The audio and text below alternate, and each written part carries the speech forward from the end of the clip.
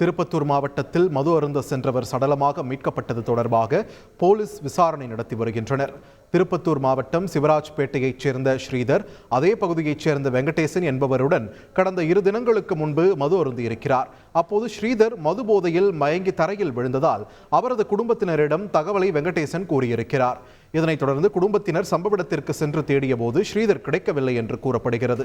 இந்நிலையில் மது அருந்திய இடத்திற்கு அருகே உள்ள கிணற்றில் ஸ்ரீதர் சடலமாக மிதப்பதாக அக்கம் பக்கத்தினர் போலீசாருக்கு தகவல் தெரிவித்ததன் அடிப்படையில் தீயணைப்பு துறையினர் உதவியுடன் ஸ்ரீதரின் உடலை மீட்டனர்.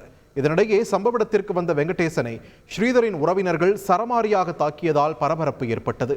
இதனைத் தொடர்ந்து போலீசார் வெங்கடேசனை காவல் நிலையம் அழைத்து சென்று கொலையா அல்லது விபத்தா என்ற கோணத்தில் விசாரணை நடத்தி வருகின்றனர்.